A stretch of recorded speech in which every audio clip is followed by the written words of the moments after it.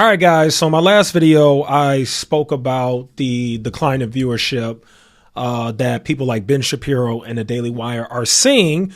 And then I also spoke about the rise of Nick Fuentes and how he's pretty much taken over the Republican side of the aisle. I'm not saying he's taken over the Republican Party on the political side, but in terms of media and the influence among young Republican men, Nick Fuentes has taken that side over, and that cannot be denied. And now what you are saying, I'll show you guys this right here. People are really coming out hard trying to denounce this guy. I personally think it's too late. He's already got a huge following. He's already captured a lot of the attention of these young Gen Z men and women for that matter, but mostly men. I'd say men. I wouldn't even say women, mostly men. But the New York Post put out like a piece on him where they basically said, be careful with this guy. You know, his influence is taking off online. He's increasing. Young men are really loving this guy. And they basically talked about why it's dangerous. And they made like a whole little video about it. And then they have like an entire article about it inside the twisted world of Nick Fuentes, young edgelord fans who repeat his hate speech like mantra. Let me go show you guys something else. You know, you've become worldwide famous when a senator who used to be the Senate Majority Leader is now tweeting about you and putting out a bill in Congress about you. So Chuck Schumer tweeted, I am leading a resolution in the Senate to reject Nick Fuentes and his white supremacist views. Anti-Semitism and white supremacy have growing and disturbing currency within the right.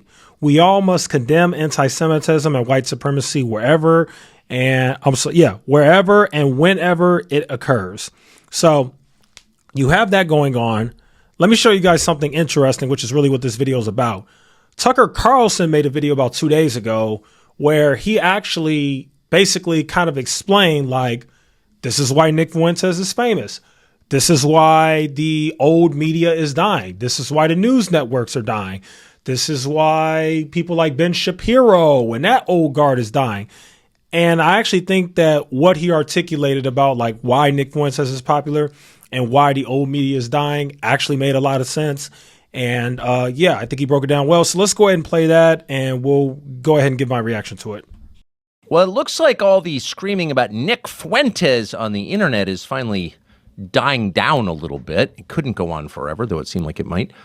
And that's a good thing because, after all, there's a lot else going on in the world, some of it important, and watching people day after day stand up to basically make the same point, I'm a good person, unlike him, not that interesting or edifying or even really informative. I mean, we definitely learned that there are quite a few professional conservatives who are not that conservative in any sense that really matters. Some of them are fraudulent or sad or kind of stuck in nonprofit jobs because they can't get another, and your sympathy goes out to them. But listening to them talk day after day really didn't teach us anything. But it doesn't mean that there aren't lessons to be learned. In fact, there's one really important lesson, and this was really the reason to interview Nick Fuentes in the first place. And the lesson is that a lot of young men in America, mostly white, but not exclusively, listen to Nick Fuentes really carefully. And the lesson that our professional bettors in Washington have drawn over the past few weeks is that means they're as bad as Nick Fuentes. They're Nazis too. But of course, they're not, by and large. They're just American young people. And so the question is, and it's a pressing question if you care about the future of the country, why have they been listening to Nick Fuentes? Sincerely, like, what is this? Why aren't they listening to somebody from the Heritage Foundation or the Daily Wire? Why do they believe Nick Fuentes more than they believe the people who think they ought to have a monopoly on the attention of young conservatives? That is a really important question. And what does it say, not simply about their attitudes, but about the problems they face, the society they grew up in, the future they imagine for themselves? What does it say about all of that Fuentes is so popular among young men? After all, young men really are kind of the basis of our hope for continuing as a country. So if they're off in some direction that you don't understand, it's probably incumbent on you to try to understand it to the extent you can. You know, it's hard to understand other people's motives, and it's even harder when they're in a different generation. But making a good faith effort to figure out, what is this? Well, that's on us. Us being, everyone with a job who's not in that generation. All the beneficiaries of a stronger, more cohesive America, the America we grew up in, which doesn't exist anymore. It's our responsibility to look at newer generations and say, what's going on with them? Can we help in any way? If we care about our country, if we care about our own families, our children and grandchildren, we probably want to do that. And it's probably not enough to call them names. It doesn't work, for one thing. It just makes whatever we claim to dislike even stronger. There's one lesson of the Trump 2015 announcement and everything that's happened since then, the last 10 years, it's that. And the lesson, obviously, is that when every power center in the country declares war on you, you become a power center. It doesn't destroy you. It makes you stronger. It's certainly true for Donald Trump. Would he have become president in 2016 and 2024 if all the cool kids hadn't denounced him as a Nazi? Probably not. Would he have been reelected if the FBI hadn't raided Mar-a-Lago and gone through his wife's underwear drawer? We can debate it, but maybe not. Maybe this would be the Ron DeSantis. So I get what he's saying here, but I think I would add a little bit more to it, more so than the canceling and all that stuff of all these different people. I think more so Nick Fuentes and Donald Trump are both populist. And one thing that I feel like a lot of people in politics aren't really getting is that populism is what's in. Populists are winning. Like, that's what Zoran Mamdani is. Zoran Mamdani is a populist, and he just won and became mayor of New York. And guess what? This same populist, who is basically the complete opposite of Trump and brands himself as a democratic socialist, just went up to the White House, and Trump had great things to say about him, and they both had a great meeting, and everything went great. Why? Because they both understand the game of politics, at least this new political climate that we are in, and that anti-establishment and populism is what's in these days. And I think the old media hasn't fully gotten that. They don't understand that. If you look at all the new people that are popular, they're all populists. They're all speaking to the super popular issues that most Americans care about. And Nick Fuentes is doing that to a more smaller scale, directly applying to young men and to Gen Z. That's the only thing that I would add to Tucker Carlson's commentary. Presidency, probably. So attacking people, particularly when you attack them ad hominem, when you don't try to deconstruct or rebut the arguments they're making, but just calling them names, Nazi, that's counterproductive every single time. I do want to pause it because I do want to say this, and it's unfortunate that when I have a different opinion, people in the comments say all sorts of whatever. But you know what? It's cool. I don't even let it really get to me. But what I do want to say about cancel culture is I agree with them. And I've said for a long time that cancel culture simply does not work. Even if somebody is a Nazi or a horrible person or a bigot or a white nationalist or whatever, it doesn't even really matter to me. And I'm going to tell you why. Because the fact that these people have these huge followings should say something. And if they're really as bad as you say and they're crazy and they're awful or whatever, why not have them on and debate them and just destroy them? Why not? Why not? We actually saw this happen not too long ago. There was this lady named Tomi Lahren. I'm sure most of you guys might remember her. I don't know if you do. I'm 31. When I was in college, Tomi Lahren was super popular on the right. She got destroyed by this person named Crystal Ball. She got absolutely destroyed. And she got destroyed so bad, it actually hurt her credibility. Why? Because everybody could see that she was full of crap. She could not defend her own points well at all. And that is how I believe you destroy somebody. If you really think that these people, they're a bigot, they're horrible, they're white supremacists, they're racist, they're terrible people, I think you do have to debate these people. I think you do. You got to debate them and you got to destroy them. Saying I'm not going to platform these people because they're so bad is only going to make people curious. They keep hearing that name constantly. Imagine, just think you're a Gen Z male and all your friends and everybody in your inner circle and goes to school with you keeps talking about this Nick Fuentes guy. And the only thing you know, there's a disconnect here because The older people are telling you, the people that are older than you are saying, he's horrible, he's this, he's that, he's that. But then you're like, wait a minute. Why do all my peers like this guy? Or why do they like this? Again, I'm not trying to justify anything. I'm just trying to make it clear that I do not agree with cancel culture. And I think we need to analyze why some of these people become popular. Why is Alex Jones popular? Why is Nick Fuentes popular? Why did Trump win the election in 2016? Why? We need to ask more of these questions instead of just cancel everybody, shut them out. I think the cancel culture thing is over. It didn't work. It really didn't work. They tried to cancel Donald Trump. I didn't even know that they tried to take his bank accounts away, but they tried to do all that, and it didn't work. He became president, and man, the rest is pretty much history. But let's keep going.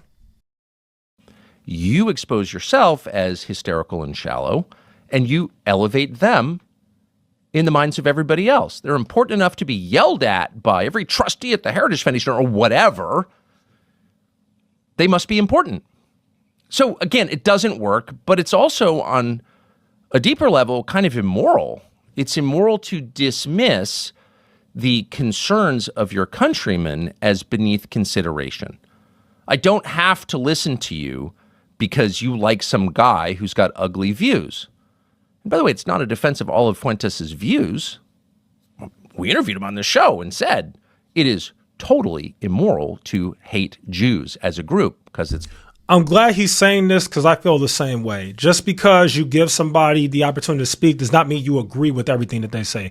It doesn't mean that you support them or you agree with them or you endorse what they have to say. It doesn't mean that. It doesn't mean that I feel that way. It just, everybody has the right to say what they got to say. And I think you bring them on and you challenge them and you let people make their own decisions. Because at the end of the day, people are going to make up their minds for themselves anyway. Like, it don't really matter where you platform or don't. The guy has a huge platform, and his platform now has gotten so big that it's gotten to the point where people have no choice but to start bringing him on their shows because all these people want views at the end of the day. Like, it makes sense. Like, that's why some of them are going to start having him on there. You know why? Because not only do they want views, but they probably got people in their audience who are saying, hey, you should get this guy on here. You know, the facts are facts. It's totally immoral to hate any group, period. That's always wrong. But it doesn't mean that everything Fuentes says is wrong. It's not wrong. And more to the point, what he says on the air and his... I agree with that too. And I don't want to keep pausing the video, but he's just saying a lot that I agree with. Just because somebody says certain things that you don't like. And that's the difference with me. I can separate myself. I listen to people on the left. I listen to people on the right. I listen to people on the center. I don't live in a bubble. As a truly independent person, I listen to everything. There are some things that AOC and Zohran Mamdani and Bernie Sanders say that I actually agree with, and I'm sure you probably do too. There are things that Donald Trump and Nick Fuentes and Tucker Carlson and Candace Owens say that I agree with, and I'm sure you do too. And there are also things that I don't agree with. Just because they say things that I strongly disagree with doesn't mean that they have to be canceled and I got to say, oh, they're horrible, terrible people. They just have a different opinion than me, and that's okay. And I think that what he's saying is important because he's right.